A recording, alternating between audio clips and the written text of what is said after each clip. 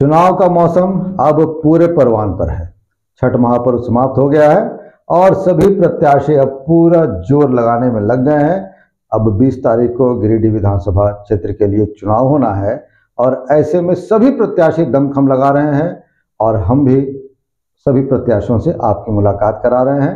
नमस्कार, नौ बिहान में आपका स्वागत है। मैं हूं आलोक रंजन। जैसा कि आप देख रहे होंगे कि हमारे साथ आज इस गिरिडीह शहर के एक प्रसिद्ध उद्योगपति, प्रसिद्ध बिजनेसमैन पर अभी फिलहाल चुनाव मैदान में कूदे हुए जयराम महतो की पार्टी झारखंड लोकतांत्रिक क्रांतिकारी मोर्चा के प्रत्याशी नवीन आनंद चौरसिया जी हमारे साथ स्टूडियो में मौजूद हैं। नवीन जी, आपका स्वागत है। आपका नमस्कार, जनता का आभार। आपने अपने व्यस्ततम समय में हमारे लिए थोड़ा वक्त निकाला, इसके लिए सबसे पहले आपका धन्यवाद। नवीन जी, आपने पढ़ाई की कार्मेल स्कूल से जी, शहर के सबसे प्रतिष्ठित स्कूल से पढ़ाई की। उसके बाद आप बिजनेस में आए जी। जमीन के कारोबार में, रियल एस्टेट के कारोबार में आप आए। आज एक नाम है आपका रियल एस्टेट के कारोबार में। ये अचानक राजनीति में कैसे? देखिए, राजनीति का जो मामला है वो समाज सेवा से जुड़ा हुआ है और मैं विगत 20 सालों से समाज सेवा में निरंतर लगा हुआ हूँ। आप जनता के बीच अगर जाएंगे तो आपको उन लोगों की तरफ से बहुत सारी बातें, जानकारी मिलेंगी। मैंने कभी मीडिया में इन सब चीज़ों को प्रदर्शन नहीं किया। मैं इस चीज़ पर विश्वास नहीं करता हूँ कि किसी के सम्मान के साथ खिलवाड़ करें। जी, आप देखे होंगे कोरोना काल में भी मैंने 36 वार्ड में अनाज बांटने का काम किया। जी, 11 मजदूर फंसे हुए थे जम्मू में, उन लोगों को वापस लाने का काम किया और निरंतर मैं समाज सेवा में लगा रहता हूँ। जी, विगत 20 सालों से देख रहा हूँ। आप देख लीजिए, झारखंड की स्थापना का लगभग सिल्वर जुबली 25 साल लगभग होने को है। जनता ने एनडीए सरकार देखा, यूपीए सरकार देखा। 25 साल 24 साल के दरमियान में जिस मकसद और जिस उद्देश्य से झारखंड की स्थापना हुई जी, वो उद्देश्य आज तक पूरा नहीं हुआ। और वर्तमान में जो भी स्थानीय विधायक अभी हैं या पूर्व में जो भी विधायक थे, उन्होंने कभी भी स्थानीय मुद्दों को या फिर स्टेट लेवल के मुद्दों पर फोकस नहीं किया। वादा तो किया लेकिन इरादा का मामला कमज़ोर दिखा।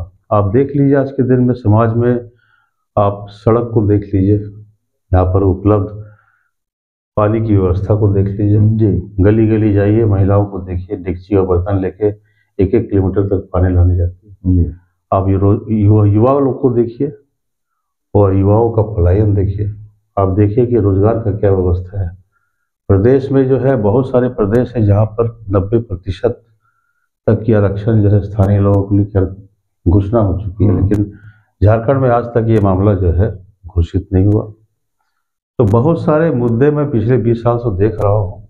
आज आप सरकारी अस्पताल में जाइए, वहाँ की गंदगी बदबू को महसूस कीजिए। वहाँ पर जो मरीज लोगों को जो सेवा प्रदान किया जा रहा है उसके स्टैंडर्ड को देखिए।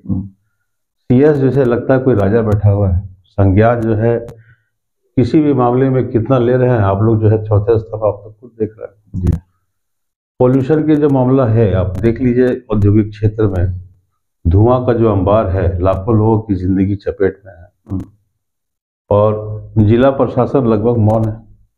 मानक जो भी हैं सरकारी वो फॉलो नहीं किए जा रहे। जी, रोजगार के मामले में यहाँ पर इतनी बड़ी बड़ी फैक्ट्रियाँ हैं जहाँ पर हजारों मजदूर काम करते हैं। 90% का आरक्षण का मामला अगर लागू कर दिया जाए तो मैं समझता हूँ एक आध युवा यहाँ ही गिरिडीह में ही जो है इन लोग को रोजगार मिल सकता है। जी, तो कार्यशैली में जितने भी जनप्रतिनिधि का देखता आया हूँ, तो इस बार मैं सोचा कि इस बीड़ा को मैं खुद उठाऊँ। नवीन जी, आपने काम तो बहुत गिनाए, बहुत सारी बातें बताई भी कि कितनी चीज़ें नहीं हुई, कितनी दिक्कतें हैं।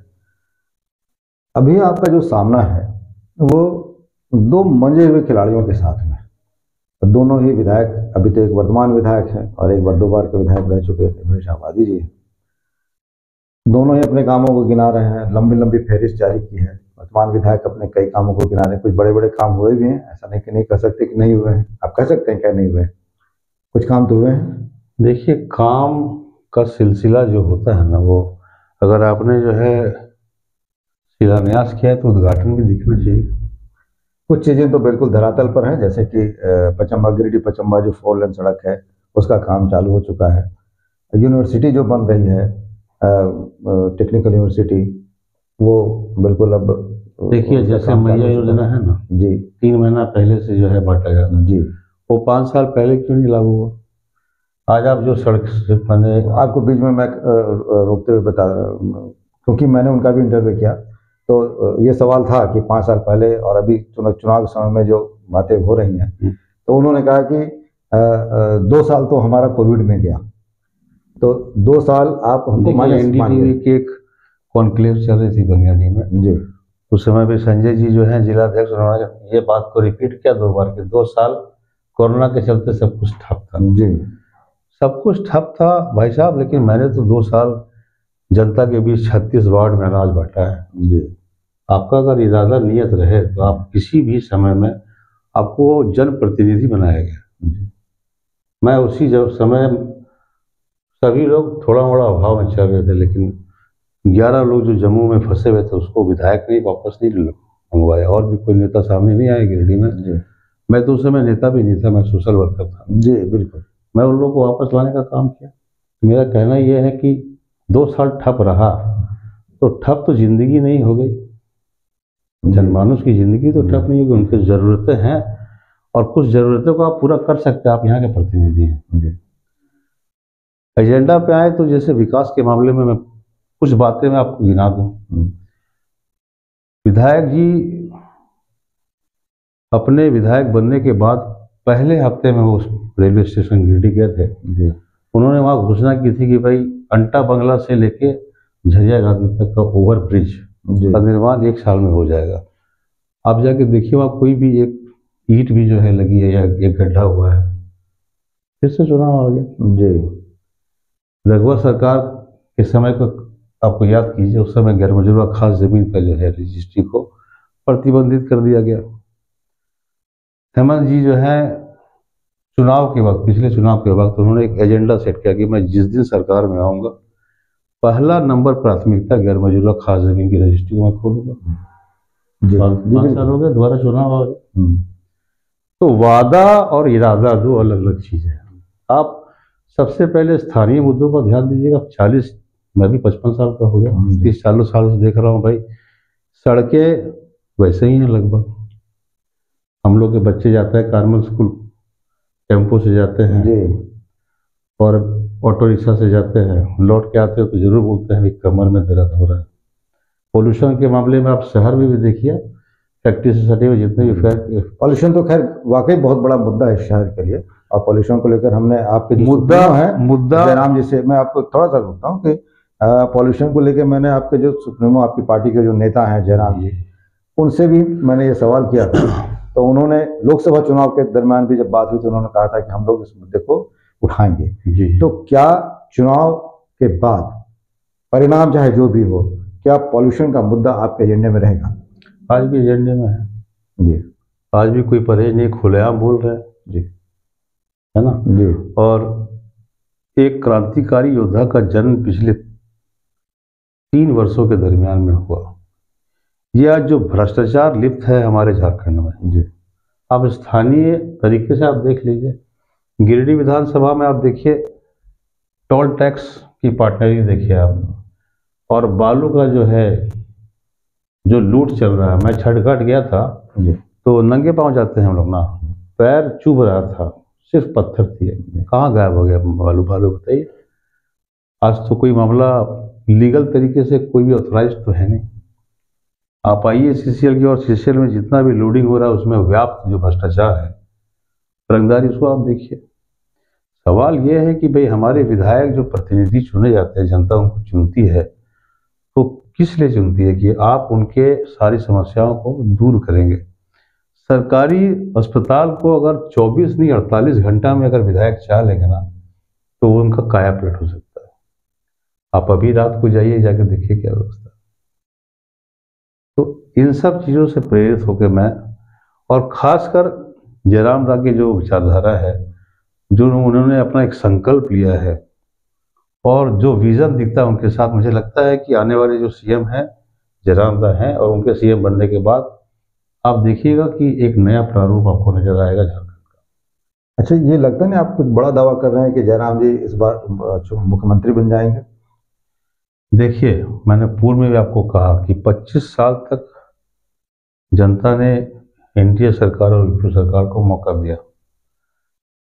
एक बात पे आप गौर कीजिएगा, मेरे समझ से जेएमएम जो है, झारखंड मुक्ति मोर्चा और बीजेपी, दोनों एक सिक्का के दो पहलू हैं।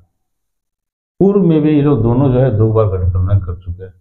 इसीलिए जनता इस बार ठगाने के मूड में नहीं है, जनता इस बार परिवर्तन के मूड में है। और इस बार हम लोगों को हाथों हाथ ले रही है जनता। गलियों में घूम रहा हूँ, मोहल्लों में घूम रहा हूँ, पीर ताड़ के जंगलों में खाक छान रहा हूँ, हर जगह मैं यही देख रहा हूँ कि आप जो है एक खानापूर्ति, इसको बोलते हैं इंग्लिश में, लिप सर्विस कर रहे हैं। जी।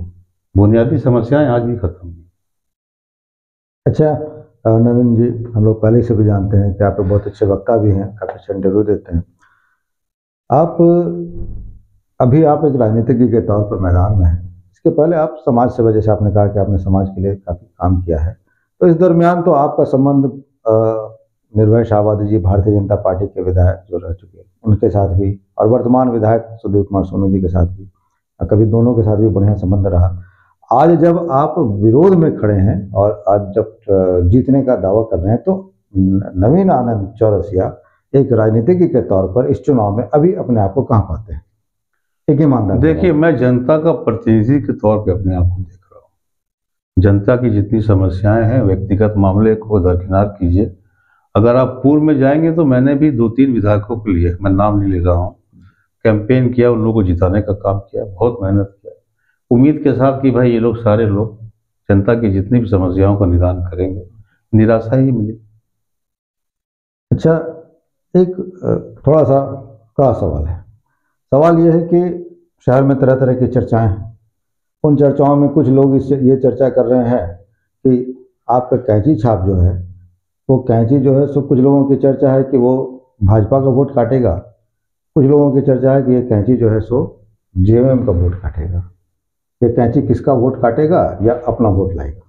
देखिए, ये सवाल का जवाब बहुत पहले आप लोगों को, हम लोगों को मिल चुका है, इसलिए कि लोकसभा में, गिरिडीह लोकसभा में जयराम दा का 3,47,000 वोट आया था।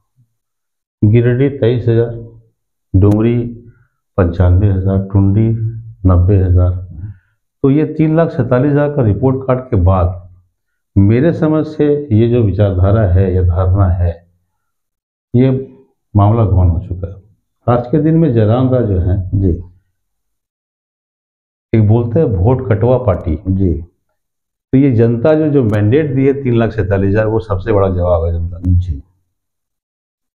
एक बात और बताइए नवीन जी की, नॉमिनेशन के कुछ दिनों के बाद ही आपका एक बढ़िया साथी, आपका एक बढ़िया हाथ अचानक से, जो कि आपका एक मजबूत हाथ माना जाता था, लालू जी इश्तियाक अहमद, वो अचानक से झारखंड मुक्ति मोर्चा में चले गए। कितना आप इस बात को, क्या असर पड़ेगा इसका? देखिए, असर का मामला ऐसा है कि संगठन व्यक्ति से बड़ा होता है। लोगों के बीच में ये फलसफा अगर है, किसी व्यक्ति के छोड़ने से किसी संगठन को फर्क पड़ता है, तो व्यक्ति गलत होता है। चाहे मैं ही अगर वो काम करूंगा तो मैं गलत होऊंगा। इश्तियाक उर्फ लालू जो हैं, मेरी जब उनसे बातचीत हुई, उस समय वो पार्टी में नहीं थे, और उन्होंने पश्चिम की तरफ हाथ उठा के कसम खाया। अच्छा। कि एक मुसलमान अगर पश्चिम की तरफ हाथ उठा के कसम खा लेगा तो अपने वादे से नहीं मुकरेगा, कभी भी नहीं हटेगा। लेकिन ज्वाइनिंग का बात हुआ, ज्वाइनिंग किया वो, पर पार्टी ने उसे एक बहुत बड़ा पद भी दिया। अब पिछले विधानसभा की ओर आप जाएं अगर, तो वो 2200 वोट लाया था। उसके पूर्व में वो लड़ा था मेयर का चुनाव, अच्छा वोट लाया था। पिछले चुनाव में वो सिर्फ 2200 वोट लाया था। मैंने इस बात का जिक्र भी किया कि पिछले बार तुम कहीं ना कहीं तुम गलत थे, माना वो बात कि हाँ भैया, बात तो गलती हुई थी। उसी बात पे वो पश्चिम की तरफ हाथ उठा के कसम खाया था। चलिए, सबका अपना अपना व्यक्तित्व है जी। मैं ज़्यादा कुछ बोलना नहीं चाहता, लेकिन मैं इतना जरूर बोलूँगा कि संगठन किसी व्यक्ति से बहुत बड़ा है। एक आखिरी सवाल, आज के इंटरव्यू का आखिरी सवाल है। हम चाहेंगे कि आगे भी आपसे बात होती रहे। आप जीत जाते हैं, मान लेते हैं कि आप जीत गए, तो जनता तय करेगी कि कौन जीतेगा कौन हारेगा। सबसे पहला काम क्या करेंगे गिरिडीह की जनता के लिए? देखिए, सबसे पहला काम यहाँ की जो स्थानीय समस्याएं हैं, मैं बड़ा योजना के मामले में थोड़ा बैकफुट पर रहूँगा जी। स्थानीय समस्याएं जो मैं विगत 30-40 सालों से देख रहा हूँ, मैं चाहूँगा कि भाई ये सब मुद्दे छोटे लगते हैं नेताओं को, लेकिन ये सब मुद्दे हैं कि डेली के दिनचर्या से जुड़े हुए हैं। एक महिला सुबह उठती है, डेक्ची उठाती है, एक बच्चा स्कूल जाता है, टेम्पो में बैठता है, एक इंसान निकलता है कि अपने परिवार के लिए मैं कुछ कमा के लौटूंगा। ये सब समस्याएं मेरे लिए बहुत बड़ी हैं। एक इंसान जो है गरीब जो है बीमार पड़ता तो वो सदर अस्पताल जाता है, वहाँ पर इलाज का क्या व्यवस्था है। तो यहाँ की जितनी स्थानीय समस्याओं को मैं सबसे पहले जड़ से उखाड़ के फेंकना चाहूँगा। देखिए, रिंग रोड, यूनिवर्सिटीज़ आज का जो है वो डिमांड है, आज का जो है ज़रूरत है। युवा के लिए यूनिवर्सिटीज़ बहुत ज़रूरी है, बड़े बड़े हॉस्पिटल्स ज़रूरी है, रिंग रोड ज़रूरी है, बाईपास ज़रूरी है। लेकिन जब आपका छत चुएगा ना और आपको अपना ज़मीन भी ढालना है तो सबसे पहले आप अपने छत को मरम्मत करिएगा। तो प्राथमिक तौर पे जो समस्याएं मूल रूप से इतने सालों से व्याप्त है, मैं उनको पहले खत्म करना चाहूँगा। चलिए नवीन जी, हमारे भी शुभकामनाएं आपके साथ हैं। बहुत बहुत धन्यवाद, आपने अपना समय दिया। तो ये थे नवीन आनंद चौरसिया जी, जो कि पूरी शिद्दत के साथ इस चुनाव मैदान में डटे हुए हैं और इनका दावा है कि जयराम महतो इस बार झारखंड के मुख्यमंत्री बनने जा रहे हैं। इसी नोट पर आज की बातचीत को समाप्त करते हैं। नमस्कार, धन्यवाद। बने रहिए नव बिहान के साथ।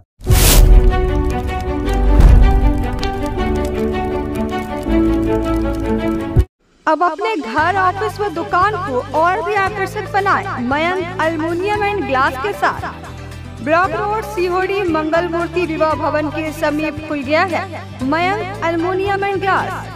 हमारे शॉप में घर, ऑफिस सहित अन्य स्थानों के लिए एल्युमिनियम के बने sliding window, fixed partition, PVC, UPVC door, fall ceiling, steel railing, ACP structure, सफन ग्लास व स्टील का गेट व विंडोज बनाया जाता है। तो एक बार आपकी अपनी दुकान मयंक एल्युमिनियम में अवश्य पधारें। तो हमारा पता याद रखें, कॉलेज रोड, सीहोड़ी, गिरिडीह।